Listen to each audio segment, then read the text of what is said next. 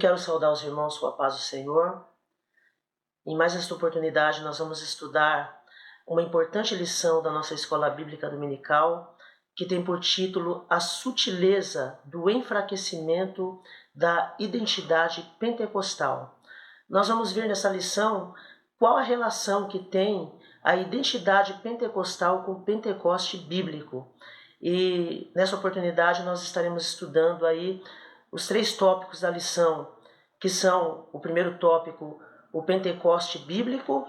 Depois nós vamos para o segundo tópico, que é o distintivo pentecostal de nossa igreja, e terminando com o terceiro, que é mantendo a chama pentecostal acesa.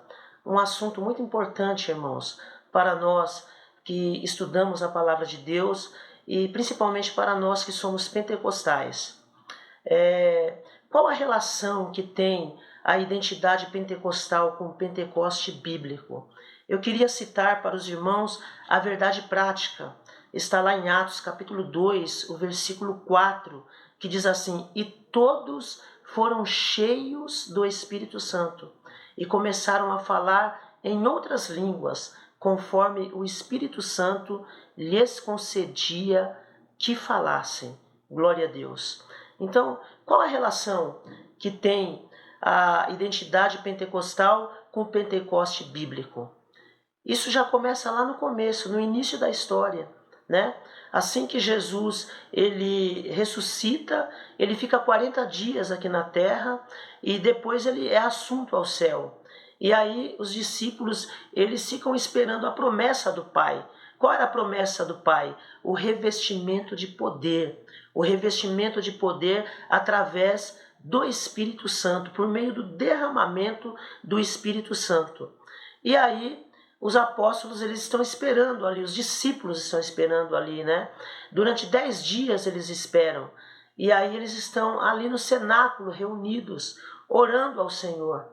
E aí a Bíblia diz que eles estavam ali reunidos, no mesmo lugar, quando de repente veio um som. A Bíblia fala assim, um som de um vento veemente e impetuoso, e encheu toda a casa em que estavam assentados. E todos foram cheios do Espírito Santo. E começaram a falar em outras línguas, conforme o Espírito Santo lhes concedia que falassem. Glória a Deus.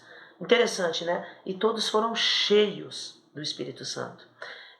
O Espírito Santo, ele enche, né? Ele não incha, ele enche, glória a Deus. Ele enche o ambiente. Onde o Espírito Santo está, o ambiente ele fica cheio, ele fica tomado. Nós sentimos a presença do Espírito Santo. Bendito seja o nome do Senhor. Eu queria citar aqui, falando do Pentecoste aqui, eu queria citar que Israel ele tinha 3 festas principais, né? Quais eram as 3 principais festas do povo de Israel? Era a festa da Páscoa. Logo depois da Páscoa, 50 dias depois da Páscoa, era a festa do Pentecoste, vinha a festa do Pentecoste, que era chamada também de festa da colheita, ou festa das primícias, e também tinha a festa das cabanas. E aí Jesus ele foi oferecido na Páscoa. 50 dias depois, aconteceu o Pentecoste. E como o Pentecoste fala de colheita, houve uma grande colheita ali. Por quê? Porque os discípulos eles estavam ali reunidos no cenáculo, estavam com medo dos judeus, mas quando o Espírito Santo se manifestou, eles não conseguiram mais ficar no cenáculo. Porque o crente, quando é cheio do Espírito Santo, ele não consegue mais ficar dentro do cenáculo, glória a Deus.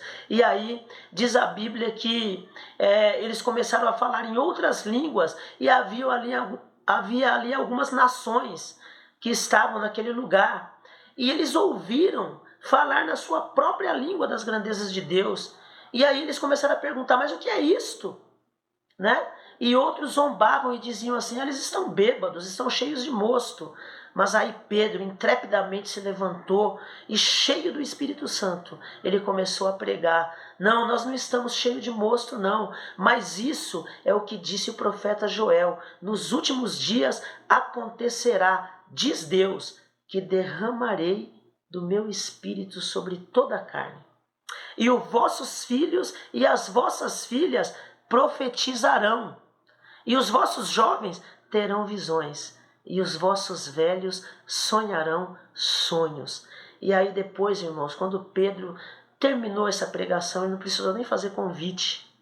A Bíblia fala assim que eles mesmos se compungiram em seu coração e eles perguntaram: varões e irmãos, o que nós vamos fazer? E aí Pedro, ele na continuação, ele fala assim: arrependei-vos, aleluias, e convertei-vos, para que sejam apagados vossos pecados e venha assim o tempo do refrigério pela presença do Senhor. E ele não precisou nem fazer convite. Diz a Bíblia que a colheita foi muito grande naquele dia. Não era a festa da colheita? A colheita foi muito grande. Quase 3.000 almas aceitaram a Jesus em um só dia. Bendito seja o nome do Senhor. Então, vamos entrar aqui no Pentecoste bíblico, né? O que tem a ver agora, hoje em dia, a nossa identidade pentecostal com o Pentecoste bíblico? E eu queria fazer uma pergunta para você, aproveitando essa oportunidade. Qual que é a nossa identidade pentecostal? Como está a sua identidade pentecostal? Como está a sua identidade? Como que você está? Glória a Deus. Você continua falando em línguas estranhas? Você continua adorando ao Senhor e sentindo aquela chama do Espírito Santo dentro de você?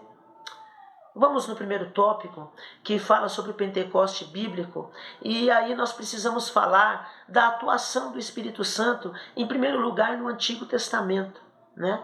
O Espírito Santo, ele operou no Antigo Testamento maravilhosamente. No Antigo Testamento, ele já começa operando ali, logo no começo, no cenário ali, no início da criação, nós já vemos o Espírito Santo operando, trabalhando, né? Nós podemos ver lá em Gênesis, capítulo 1, verso 1, né? No princípio criou Deus os céus e a terra. E a terra, no versículo 2 fala assim: e a terra era sem forma e vazia, e o Espírito de Deus se movia sobre a face das águas. Aleluias. Nós podemos ver a Trindade aí, né? No verso 3 diz assim: e disse Deus, haja luz, e houve luz. Aí entra a palavra. Quem era a palavra? A palavra é Jesus. E disse Deus, haja luz. Aí entrou a palavra. Então nós vemos aí o Pai, né, o Criador, e aí o Pai, ele vai falar. Nós vemos a palavra aí, que é Jesus, né? Glória a Deus. E disse Deus, haja luz. E aí nós vemos a manifestação do Espírito Santo trazendo vida, porque ele estava se movendo sobre a face das águas, né?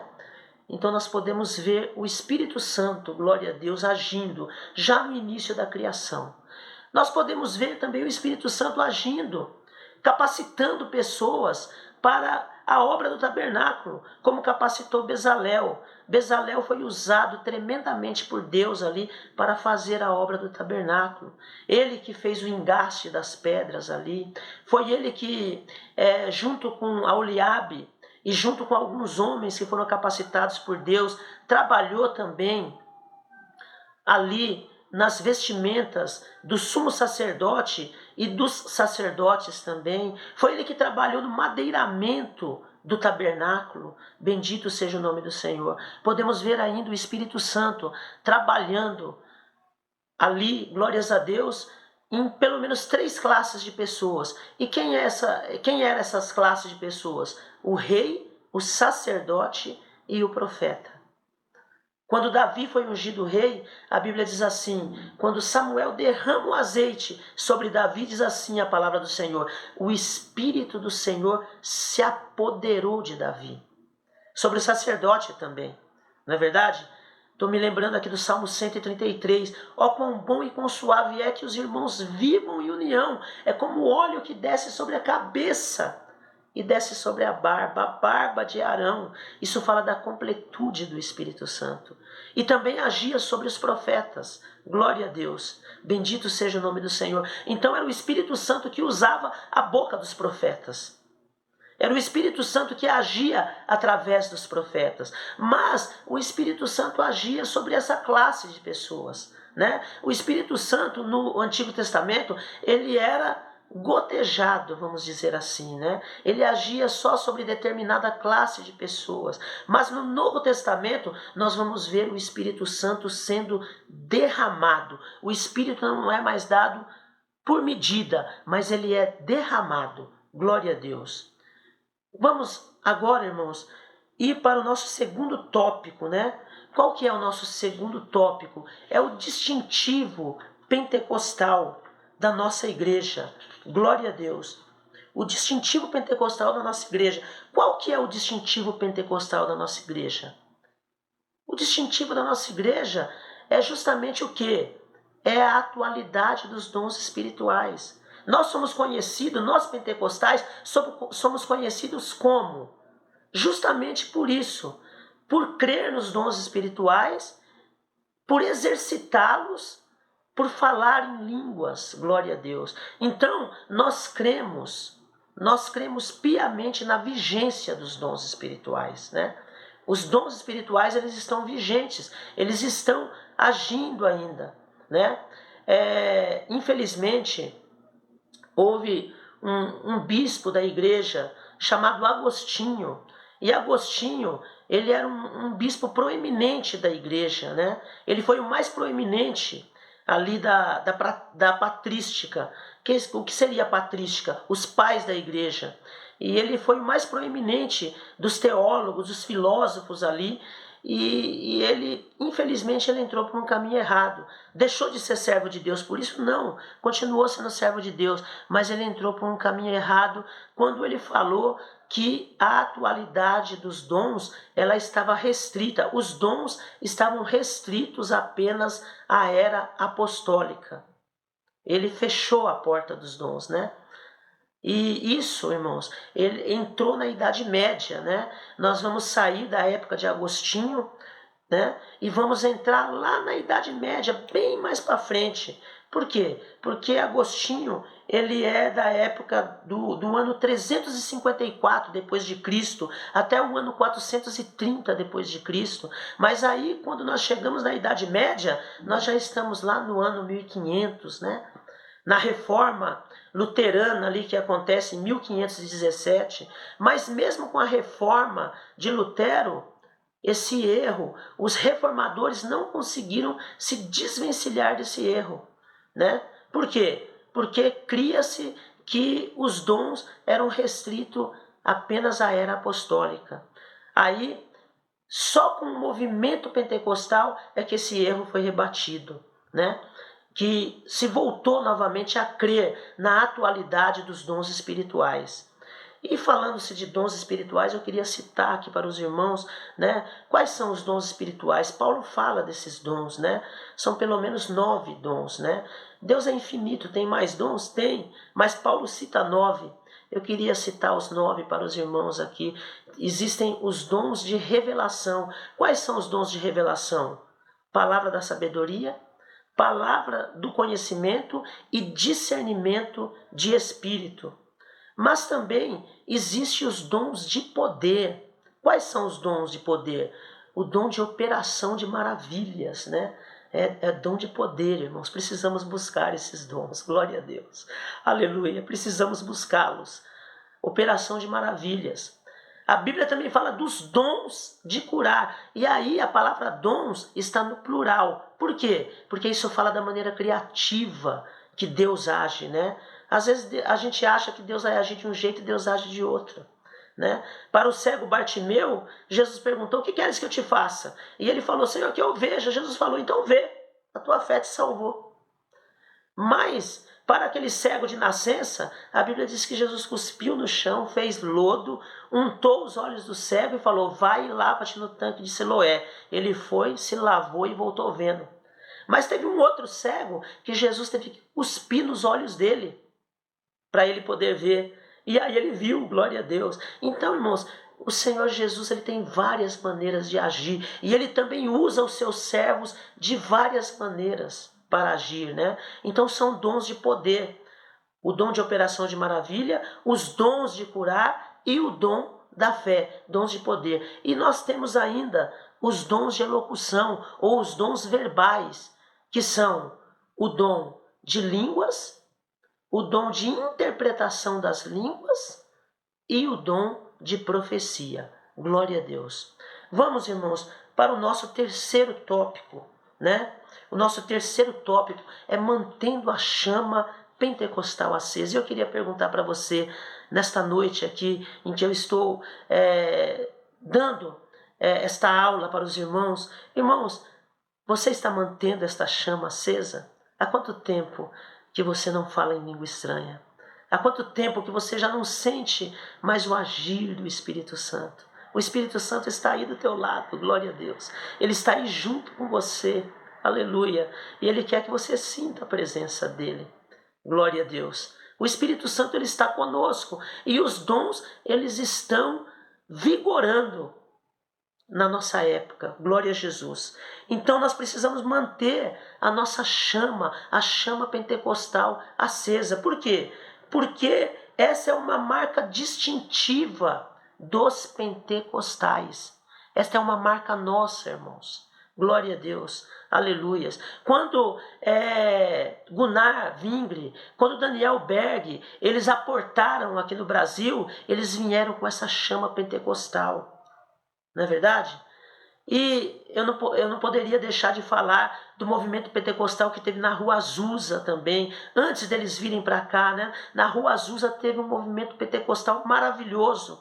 E um homem afro-americano chamado William Seymour foi usado tremendamente por Deus para que ali, glórias a Deus, na Califórnia, eles fossem cheios do Espírito Santo. E ali, glórias a Deus, aqueles irmãos que estavam ali foram cheios do Espírito Santo. Em Los Angeles, Califórnia, foram cheios do Espírito Santo. E a chama pentecostal, ela se espalhou, glória a Deus. E Gunnar Wingre e Daniel Berg vieram para o Brasil e espalharam essa chama pentecostal aqui no Brasil também, porque esse é um distintivo da nossa igreja. Esse é um distintivo da igreja, glória a Deus, aleluias. Então precisamos manter essa chama acesa, mas está tendo alguns ensinamentos falsos aí, né? E que ensinamentos são esses? Ensinamentos que dizem que não precisa mais falar em língua estranha, né? Os dons espirituais, eles não estão vigorando mais. Que batismo com o Espírito Santo, você pode ser batizado com o Espírito Santo sem necessariamente falar em língua estranha. Mas, irmãos, desde o princípio, desde o início, lá atrás, quando os discípulos foram batizados com o Espírito Santo, qual foi a evidência física do batismo? Foi o falar em línguas estranhas. Estou me lembrando de Paulo, quando encontrou alguns cristãos que não eram batizados com o Espírito Santo, e ele perguntou para eles assim: recebeste o Espírito quando crestes? E eles falaram assim: nós nem sabemos que haja o Espírito Santo. E aí ele impôs as mãos sobre eles, e eles foram cheios do Espírito Santo, começaram a falar em outras línguas. Estou me lembrando ali de Pedro na casa de Cornélio, um pouquinho antes de Paulo, Pedro ali na casa de Cornélio, quando ele estava ali pregando a palavra do Senhor, cheio do Espírito Santo, a Bíblia diz que caiu o Espírito Santo sobre eles e eles começaram a falar em línguas também. Então, irmãos, o Espírito Santo é um distintivo pentecostal, glórias a Deus, na nossa igreja, né? O Espírito Santo, ele é Deus, aleluias, e ele atua na igreja, e a evidência do batismo com o Espírito Santo é o falar em línguas estranhas. Agora, irmãos, eu queria deixar uma reflexão, concluindo aqui. O que nós precisamos fazer? Nós precisamos pregar mais sobre o Espírito Santo. Precisamos pregar mais sobre o batismo com o Espírito Santo, para que as pessoas conheçam o Espírito Santo e o batismo com o Espírito Santo. Amém? Que Deus nos abençoe em nome de Jesus.